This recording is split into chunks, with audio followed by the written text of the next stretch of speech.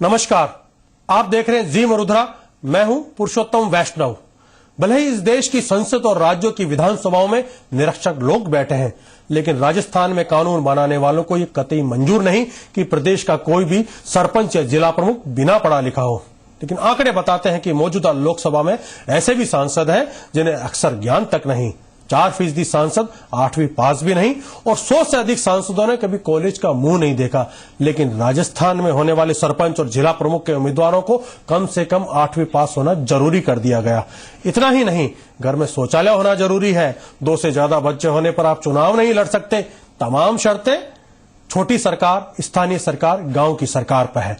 तो सवाल ये उठता है कि स्थानीय सरकार चुनने में लगाई गई इन शर्तों का मतलब क्या है। सवाल यह भी है कि पंचायत चुनाव से पहले विधानसभा और लोकसभा चुनाव में इस तरह के नियम क्यों नहीं बनाने चाहिए।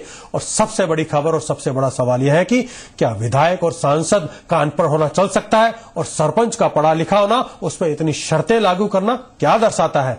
आज इन सब सवालों पर चर्चा के लिए हमारे साथ खास मेहमान हैं। चर्चा शुरू करें उससे पहले देखते हैं ये खास रिपोर्ट।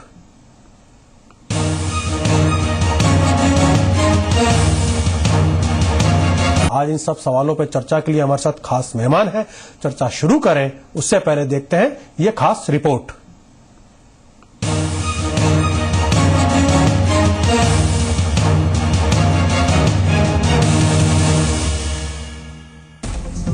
निरक्षर 1, साक्षर 5, 5वीं पास 6, 8वीं पास 9, कुल 21, 10वीं पास 48, 12वीं पास 57, कुल 105, शैक्षणिक जानकारी नहीं दी 12, सामान्य graduate 116, professional graduate 106, post graduate 150, doctorate 33, कुल 405।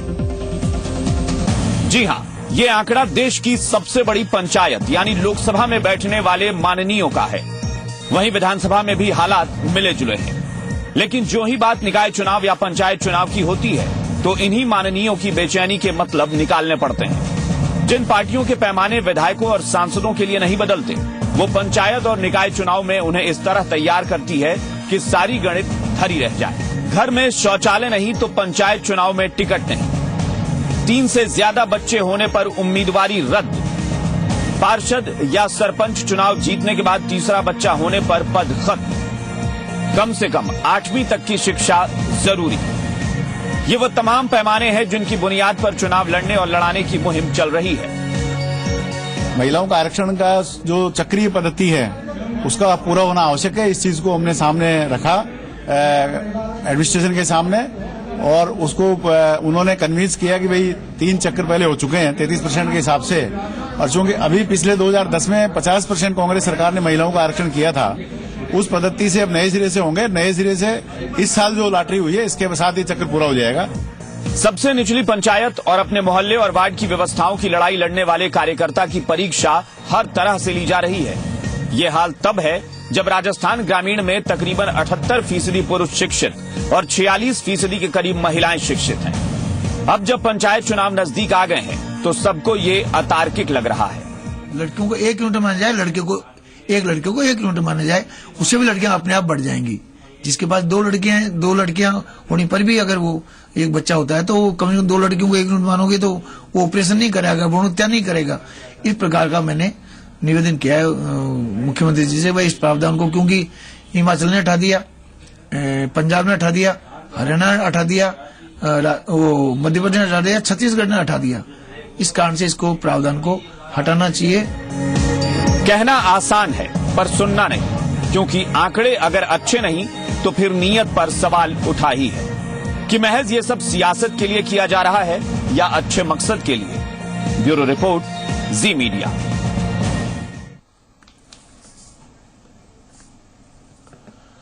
तो देख लिया इस देश का कानून, राजस्थान का कानून, कि अगर सरपंच बनना है तो पढ़े लिखे होने चाहिए।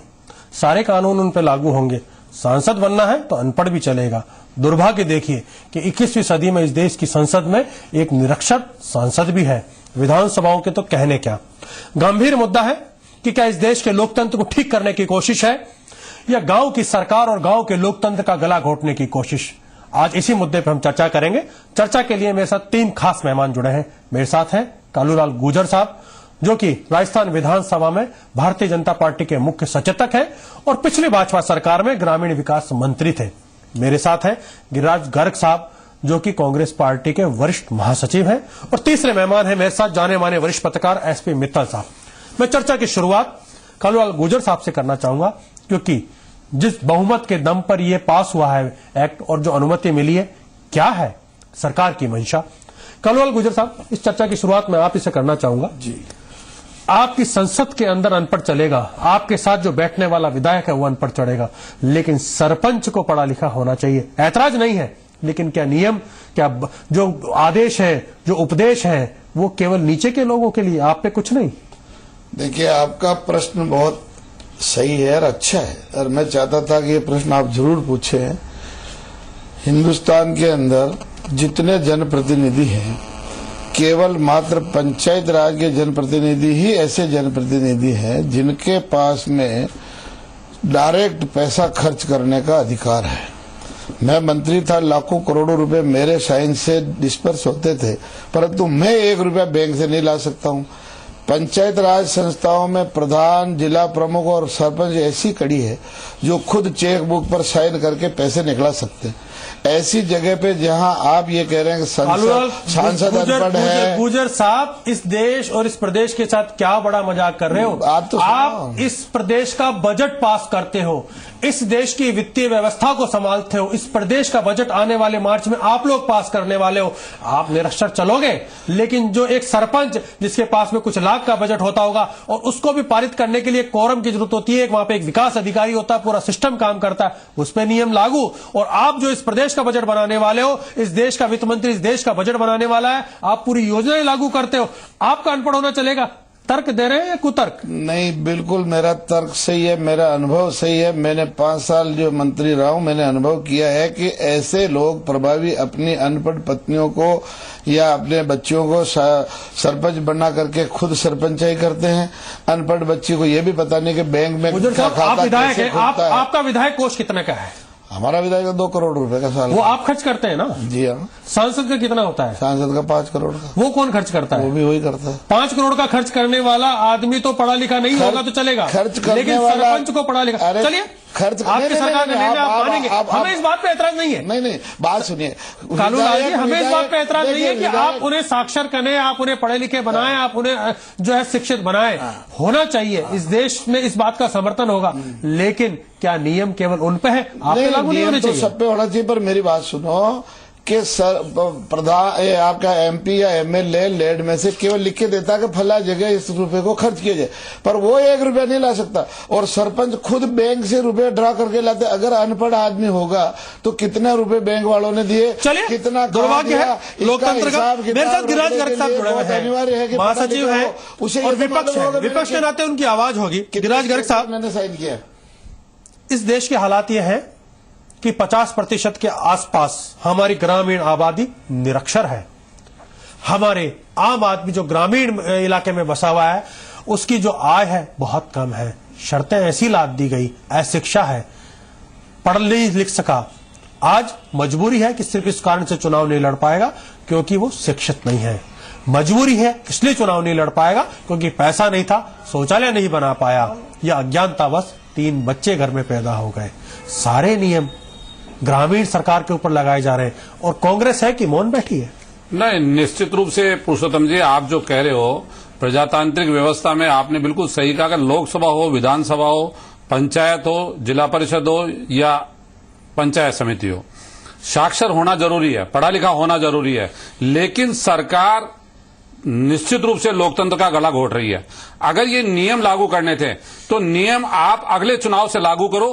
पहले राजस्थान की जनता को इस बात के लिए तैयार करो। आज राजस्थान में साक्षरता का जो स्तर है वो इतना गिरा हुआ है, आदिवासी इलाकों में तो आपको महिलाएं रिजर्वेशन के बाद भी नहीं मिलती है। वहां आप पढ़ा लिखा होने का कानून लागू करो। आप 5 साल बाद की योजना बनाओ। आप ये कहो कि ये नियम अगले 5 साल बाद लागू होगा। जो निरक्षर है, बात वही महत्वपूर्ण है। गर्ग साहब, यही बात महत्वपूर्ण है कि आपने क्या इस प्रदेश को इस लायक बना दिया कि यहां का हर नागरिक चुनाव लड़ सके? क्या आपने शिक्षित किया है उन्हें?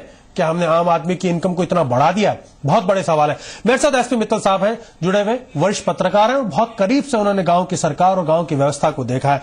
मित्तल साहब, इस प्रदेश की सरकार अचानक जगी और नियम बना दिए, अब पढ़ा लिखा होगा तो वो चुनाव लड़ पाएगा। क्या सरकार की जिम्मेदारी उससे पहले ये नहीं थी कि वो गांव के लोगों को शिक्षित करती, उन्हें इस लायक बनाती कि हर आदमी जिसका कि लोकतांत्रिक अधिकार है वो चुनाव लड़ सके और वो चुनाव लड़ पाता?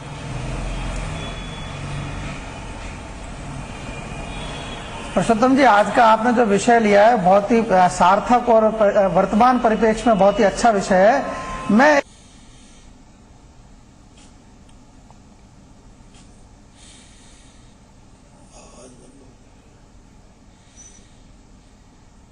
बात वही है, मैं लगता है कि मेरा संपर्क उनके साथ में अभी टूट रहा है, लेकिन बात यही है कि आज की तारीख के अंदर जब इस प्रदेश के अंदर जो साक्षरता की दर है वो लगभग ग्रामीण इलाकों के अंदर जो डीप इंटीरियर आदिवासी इलाके हैं वो 50% से भी कम है। आपने एक अध्यादेश के जरिए उनके लोकतांत्रिक अधिकार से उनको दूर कर दिया। गुजर साहब, ये कैसा मतलब न्याय है? या तो आपने शिक्षा दी होती, और अगर शिक्षा नहीं दे पाए तो फिर आपको एक कानून नहीं लाना चाहिए था। देखिए, शिक्षा की दृष्टि से ऐसा नहीं है कि सरकार उनको शिक्षित नहीं बना। आपको पता है कि राजस्थान में आज की तारीख में हर गांव में कितने अच्छे, हमने अभी हायर सेकेंडरी स्कूलें कर दी सब पंचायत हेडक्वार्टर पे, इसके पहले सेकेंडरी स्कूल कर दी पंचायत हेडक्वार्टर पे, बड़े बड़े गांव में अध्यापक नहीं है और अध्यापक भी है, पढ़ाई भी हो रही। कभी और बात ठीक है, आज अगर अध्यापक और आज आपने व्यवस्था करी, लेकिन वो आदमी 21 साल बाद में जाकर के या 15 साल बाद में चुनाव के लायक होगा। आज उस आदमी की क्या गलती थी जो कि आपकी शासन व्यवस्था में आजादी के 50 साल बाद में भी निरक्षर रहा है? आप बात तो सुनो साहब, केवल 8वीं और 10वीं का है, ये नहीं कि 12वीं कोई 14वीं ऐसा कोई नहीं किया है। केवल निरक्षरता, सरपंच साक्षरता का दर 50% से कम है ग्रामीण इलाकों में। साक्षर तो पहले ही जरूरी था, लेकिन अब 8वीं तो एक इतना है सामान्य क्लास है कि मतलब हर आदमी आजकल 8वीं तक तो पढ़ा हुआ है। राजस्थान में आदिवासी इलाके में 8वीं पास विधायकों को पढ़ा लिखा नहीं होना चाहिए। महिलाएं, मतलब आप विधायक बनेंगे तो आप अनपढ़ चलेंगे, मैं उस पर विधायक बनते हैं इस प्रदेश में वो मंत्री भी देखे। गुजर साहब, पिछली सरकार का दुर्भाग्य बताता हूं मैं ये सवाल गिरिराज से भी पूछूंगा, गिरिराज जी से भी। आपकी सरकार में महिला मंत्री थी, अपना नाम नहीं लिख पाई, अपनी शपथ नहीं पढ़ पाई, ऐसे ही लोगों पे आप लोगों ने मंत्री बनाया है। क्या मजाक है? मतलब सरपंच पढ़ा लिखा होना चाहिए और जो प्रदेश के मंत्री जो कि कानून बनाएगी, सरकार चलाएगी, वो अनपढ़ चलेगा? मेरा सवाल ये है कि सबके होना चाहिए। मैं तो इस बात को समर्थ करता हूं कि विधायकों के लिए भी कम से कम 12वीं क्लास होनी चाहिए और सांसदों के लिए भी कम से कम 12 क्लास पढ़ा हुआ होना चाहिए, और ये कानून बनना चाहिए, केंद्र सरकार को बनाना चाहिए। और हमने जो ये पंचायत का बनाया, मैं कहता हूं इसका सबसे बढ़िया काम शुरुआत हुई है कि जितना फर्जीवाड़ा और जितना गड़बड़िया जो पढ़े लिखे लोग अनपढ़ के नाम से कर रहे थे उन पर बहुत बड़ा चेक लगेगा। और अगर बेचारे जाते व्यवस्था हम सुधार नहीं पाए तो हमने एक रास्ता निकाला कि हमने 50% जो आबादी को इस लोकतांत्रिक अधिकार से वंचित कर दिया। चलिए, मेरे साथ में अभी हनुमान बेनीवाल साहब जुड़े हैं जिन्होंने इस मुद्दे पर आवाज उठाई है, विधायक हैं और लगातार इस प्रकार के मुद्दों पे बोलते रहे। बेनीवाल साहब, इस मुद्दे के ऊपर आपने जो ऐतराज जताया है उसको देख करके एक सवाल लगता है, उसके साथ में अगर आपने ये कह दिया होता कि सांसदों पे भी ये नियम लागू हो, विधायकों पे भी लागू हो, साक्षरता का स्तर ठीक हो, तो बात ज्यादा दमदार होती, लेकिन आपने इस मुद्दे को उठाया। क्या ऐतराज है आपके? बात होनी नहीं मेरी, मैंने यही कहा था कि सांसदों और विधायकों पे पहले लागू होना चाहिए और उसके बाद पंचायत राज प्रतिनिधियों पे इस नियम को लागू करना चाहिए सरकार को। और इसमें ये 1995 के अंदर जो तीसरी संतान का किया था उसको भी कम से कम 1 साल पहले किया गया था। और अब चुनाव का कार्यक्रम घोषित हो गया कोर्ट के अंदर, सरकार ने कहा कि चुनाव करा रहे, उसके बाद ऐसा ये लेके आना मेरे हिसाब से लोकतांत्रिक पूरी तरीके से लोकतांत्रिक व्यवस्था का हनन है। एक सवाल और उठाया कारोला गुजर साहब इस सारे मामले में लेकर के। सामान्यतः यह माना जाता है कि जो पढ़ा लिखा तबका है वो भाजपा समर्थक होता है, तो कुल मिलाकर के जो ग्रामीण परिवेश में एक अपर क्लास है, क्योंकि पढ़ा लिखा है तो अपर क्लास है, जिस आबादी का 50% निरक्षर हो वहां 50% लोग अपर क्लास से होंगे, वो आपका वोटर है। तो सीधे सीधे तौर पे आपने अपने वोटर्स के लिए एक इनडायरेक्ट तरीके से बेनिफिट पहुंचा दिया। नहीं, ये बिल्कुल ही गलत है। देखिए, ये नहीं है, उद्देश्य ये है कि अनपढ़ सरपंच के नाम से पैसे ला करके और लोग खा जाते हैं और फिर बेचारे जेल में वो सरपंच जाते हैं क्योंकि सरपंच वो है। इसलिए इस चीज को रोकने के लिए एकमात्र यही उपाय था। मतलब बेईमानी किसी और ने करी और आपने सजा उसने आपने सरपंच को दे दी क्योंकि ईमानदारी से काम करा। क्योंकि सरपंच अनपढ़ था, तर्क हो सकता है नहीं कि कहाँ रुपए निकले, कहाँ गए, उसके भाई ने, उसके रिश्तेदार। बड़ा गंभीर मुद्दा है क्योंकि लोकतंत्र की जो जड़ें हैं वो गांव में बसती है और उस लोकतंत्र का गला घोटने की कोशिश एक तरीके से की गई है। गंभीर मुद्दा है, चर्चा जारी रखेंगे। अभी रुक रहे हैं एक छोटे से ब्रेक के लिए।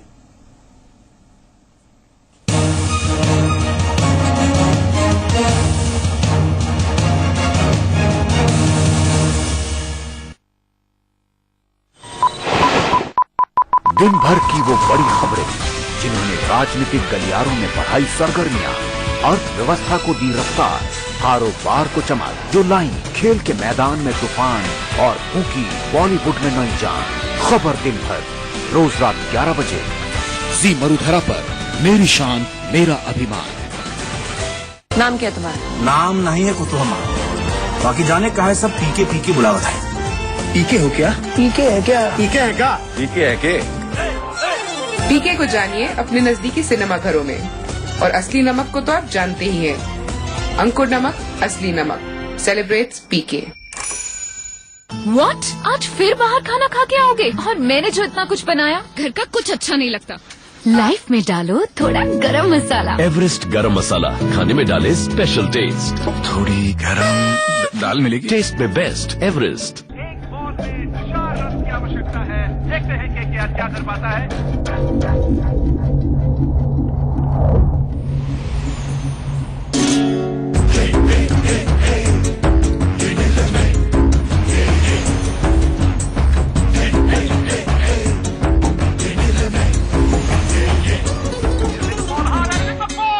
क्रिकेट और पान विलास सिल्वर ड्यूज, दो चीजें जो रिफ्रेश करें इंडिया को।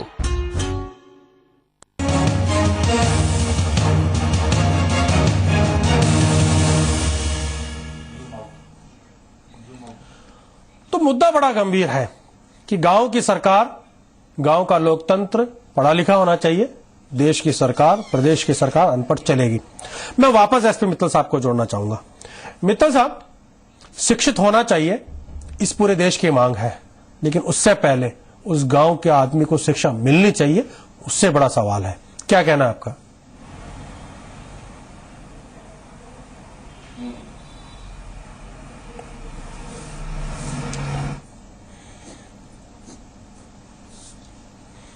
लगता है मित्तल साहब तक मेरी आवाज वापस नहीं पहुंच पा रही।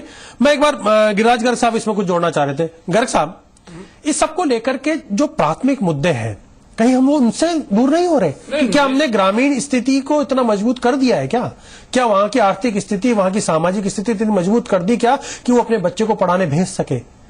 क्या उसके हालात ऐसे हैं क्या वो घर में पक्का शौचालय बना ले? या हमने वो सामाजिक अवेयरनेस वो लेकर के आ पाए क्या कि वो ध्यान रखे कि बच्चे कम होने चाहिए? नहीं, निश्चित रूप से पुरुषोत्तम जी, आप जो कह रहे हो ये बात बिल्कुल सही है, लेकिन राजस्थान के अंदर जो सरकार है, इस सरकार ने इन बातों पे विचार नहीं किया।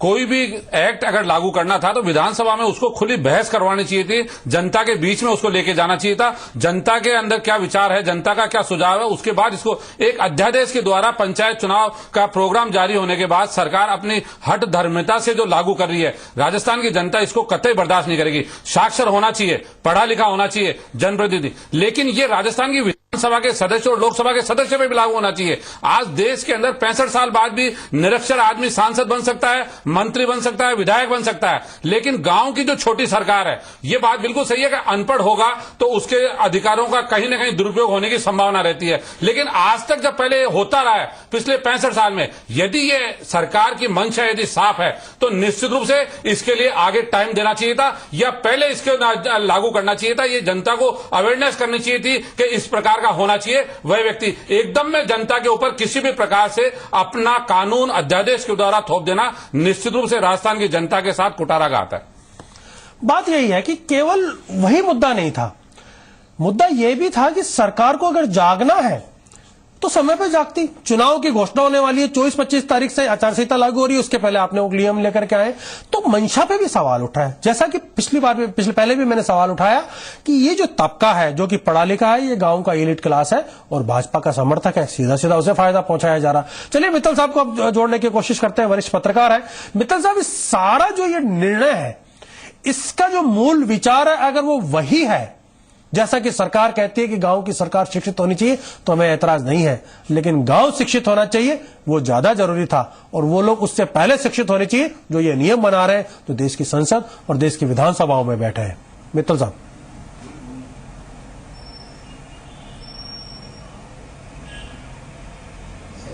पुरुषोत्तम जी, मैं कहना चाहता हूं कि ऐसा लगता है कि ये जो संसद और विधानसभा में इस नियम को लागू करने के बजाय जो लोकतंत्र की निचली सीढ़ी है, सबसे आखिरी सीढ़ी है, उस पर लागू किया। इससे ऐसा लगता है कि जो लोग सरकार चलाने वाले हैं, लोग वो सोचते हैं कि सरकार तो अनपढ़ व्यक्ति भी चला सकता है, लेकिन जब ग्राम पंचायत की बात आएगी तो उसमें हमको पढ़ा लिखा व्यक्ति चाहिए। इससे एक बात और जाहिर होती है कि जैसे आपने अभी बताया कि यदि इन लोगों को अपनी सरकार चलानी है तो उसमें गोलमा देवी जैसे लोगों का समर्थन इनको चाहिए अपनी सरकार चलाने के लिए। बिहार में यदि लालू प्रसाद को अपनी सरकार को, अपनी सत्ता को कायम रखना चाहिए, तो उनको राबड़ी देवी जो उनकी पत्नी है अनपढ़, उसको क्या नाम से मुख्यमंत्री बनाना। तो इनको ऐसा लगता है कि जो हम जो सरकार चला रहे हैं, हमारे को पढ़े लिखे की जरूरत नहीं है, लेकिन जो लोकतंत्र की निचली सीढ़ी है उसके लिए इनको बहुत जरूरी है कि ये पढ़े लिखे लोगों को वहां पर लाएं। इसमें जब भी कभी बात होती है तो चाहे वो सांसद हो चाहे वो विधायक हो, जब भी उन्हें खुद की कोई सुविधाएं लेनी होती है तो वो ढेर सारी सुविधाएं अपने विधानसभा में विधेयक पास करके ले लेते हैं, लेकिन जब लोकतंत्र की आखिरी सीढ़ी के लोगों को, जनप्रतिनिधियों को कोई सुविधा देने की बात होती है तो वो उनको नहीं दे पाते हैं। लेकिन उनके लिए जो पढ़ा लिखा होने की बात है वो जरूर इसमें लागू करते हैं। और जिस तरीके से चुनाव, अभी पंचायत राज चुनाव से पहले एक मतलब आपने अध्यादेश दे लाके इसको लागू किया, उससे जाहिर होता है कि सरकार जो है वो इसको हड़बड़ी में लागू कर रही है, और सरकार के हो सकता है इसमें निहित स्वार्थ हो जिनकी पूर्ति के लिए सब किया जा रहा है। इनसे पूछा जाना चाहिए कि आपने अध्यादेश लाने की क्या जरूरत थी? आप इसको विधानसभा में लाके भी इस प्रस्ताव को पास करके सर्वसम्मति से लोगों की राय लेके इस प्रस्ताव को पास कर सकते थे। बात वही है। मैं एक बार कालूराम गुर्जर साहब आपको मैं इसमें जोड़ना चाहूंगा कि इतनी जल्दबाजी क्या है? अध्यादेश के जरिए आप आ रहे हैं, आपने क्या जो ग्रामीण, आप तो खुद ग्रामीण इलाके से आते हैं, तो जो परिवेश है आप उससे अच्छी तरह से आप उसको जानते हैं, क्या जल्दबाजी है? ऐसा क्या था? तो क्या उसके पहले आप अगर खुद नीचे के लोगों पे आप नियम लागू कर रहे थे, खुद पे एक बार लागू करके देखते, एक बार बात करते हैं विधानसभा में कि हम ये पहले कह रहे हैं कि राजस्थान विधानसभा एक रेजोल्यूशन पास करती है कि हम ये रेजोल्यूशन पास करते हैं कि देश के संसदीय कानून बनाए कि विधानसभा का जो सदस्य है वो पढ़ा लिखा होना चाहिए, कम से कम ग्रेजुएट होना चाहिए। अच्छा लगता प्रदेश की। देखिए, गांव में अभी जो पंचायत राज का ये अधिवेशन, वो ऑर्डिनेंस ला करके जो ये कानून लागू किया, इसके पीछे कारण ये था कि पहले पंचायत पुनर्गठन का काम चल रहा था, और जैसे ही पंचायत पुनर्गठन फाइनल हुआ और इधर चुनाव नजदीक आ गया तो हमारे पास ऑर्डिनेंस लाने के अलावा कोई चारा नहीं था। विधानसभा अभी चल नहीं रही है, विधानसभा चलेगी फरवरी में। जब ऐसा क्या सर्वे आपने कराया, ऐसा क्या अध्ययन कराया, ऐसी क्या रिपोर्ट आपके पास थी कि प्रदेश की जनता को अचानक से जो है शिक्षित होना जरूरी कर दिया, चुनाव लड़ने के लिए करना जरूरी कर दिया? ये कारण समझ नहीं आ रहा। मैंने बताया ना, ये पहले जब मैं मंत्री था तब भी इस मामले के ऊपर सरकार का विचार हुआ था, उस समय हमने लागू नहीं कर पाए, वो अलग बात थी। परंतु हमने ये देखा कि अनपढ़ आदमी सरपंच बनने के बाद उसके नाम से लोग फर्जीवाड़ा करके उसको बेचारे को जेल भेजते हैं, अयोग्य घोषित करवाते हैं। उसको रोकने के लिए शिक्षा की व्यवस्था करने के बजाय आपने जो जिम्मेदार नहीं था उससे सजा दे दी। चलिए आखिरी कमेंट के लिए मैं गिरिराज गर्ग साहब के पास आऊंगा। गर्ग साहब, कोई चारा अब क्या कांग्रेस क्या करेगी? नहीं, निश्चित रूप से कांग्रेस इसका विरोध करती है कि ये अध्यादेश लाने की इतनी जल्दीबाजी क्यों थी। और पिछले ये जो कह रहे हैं कालूलाल जी गुर्जर कि सरपंच अनपढ़ होता था, उसके अधिकारों का दुरुपयोग होता था, उसको राजस्थान में पिछले कार्यकाल में कितने ऐसे उदाहरण है, राजस्थान के अंदर गिने चुने उदाहरण होंगे। ये बात जो कह रहे हैं ये सरकार की हठधर्मिता है कि सरकार गांव की छोटी सरकार के ऊपर अपने नियम थोपना चाहती है अध्यादेश के द्वारा। खुली बहस होनी चाहिए, विधानसभा में विधेयक आता है उस पर बहस होती है, उसके बाद आप लागू करते हैं। चलिए, सरकार की मंशा भले ही कुछ भी रही हो, लेकिन जो दिख रहा है वो थोड़ा पीड़ादायक है, क्योंकि लोकतंत्र की सबसे छोटी कड़ी गांव की सरकार है, और उसमें सरकार के एक अध्यादेश से 50% लोग उससे बाहर हो गए। मैं फिर कहूंगा, अच्छा होता कि संसद से ये नियम शुरू होता और विधानसभा होता हुआ जिला परिषद और सरपंच तक पहुंचा तो स्वागत योग्य था। लेकिन बड़ी विडंबना है कि सांसद अनपढ़ चलेगा और सरपंच पढ़ा लिखा होना चाहिए। खैर, आज की बड़ी खबर में इतना ही।